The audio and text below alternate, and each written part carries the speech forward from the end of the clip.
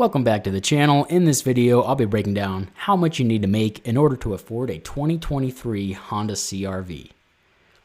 I think you should really consider following one of these rules in order to make a huge car buying mistake that'll end up setting you back for years down the road. I've also included a link to a free auto quote where you could save up to about $600 a year in the description below, as well as a couple Amazon products in case you're interested in keeping your vehicle in pristine condition. There are 4 options I'll be going over today, and you can decide on which one suits you the best depending on how into cars you are. There's a lot of people that just want a reliable form of transportation to take them from point A to point B, and then there's a couple of people out there willing to spend a lot more of their monthly budget on a car that they really want. Stick around to the end of the video, find out which one of these methods would be best for your personal situation. This is 4-Wheel Finance, a channel dedicated to helping you making smart car buying decisions. But before I dive into that first rule, these videos take quite a lot of time and effort to make. So please give it a like, click the subscribe button, comment down what other vehicles that you would like me to do.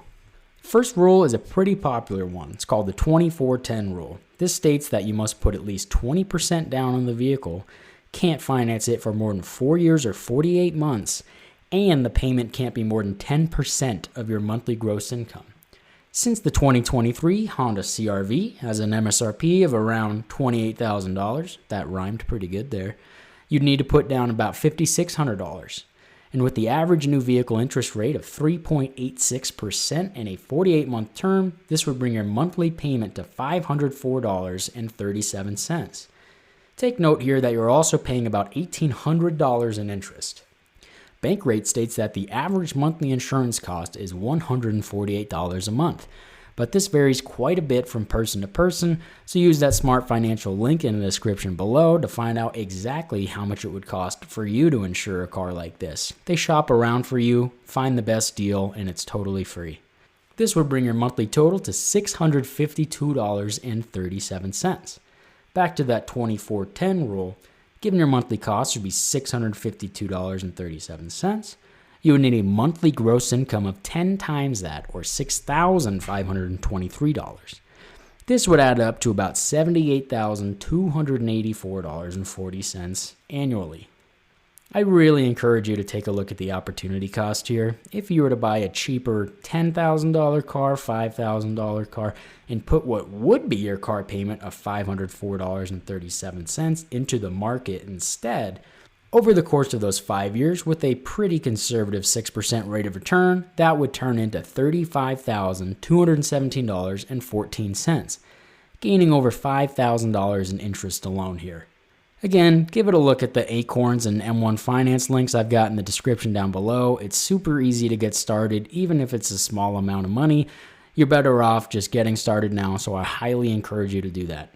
And this is just for the first 5 years. If you were to continue that for 10 years, it would amount to $82,345.61, again, only at that 6% rate of return. The next rule here is my own. I made up this myself, and this is definitely for more the car or truck person, but you still have your bases covered financially. I think you should have at least a 6-month emergency fund.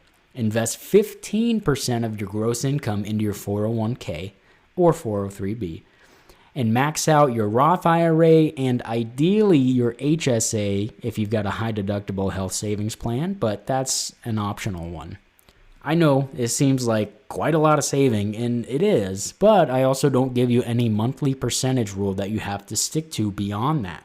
It's up to you to decide if you want to spend more of your monthly budget on car parts, new set of wheels, new roof rack, new tune, whatever it is that you want to do, or if you want to go on vacation more, out to dinner more. I just wanted to set this up to cover your investing, cover your saving, and the rest of that money that comes in, you're really able to blow it on whenever you want to. And there's a lot of people out there that say, well, nothing's guaranteed, and that's definitely true. Tomorrow is not guaranteed for anybody. Much better to have the money and not need it than need the money and not have it. The next rule is the Dave Ramsey rule. You guys have probably heard of Dave before. He's got a lot of questionable opinions on him, but this is what he thinks.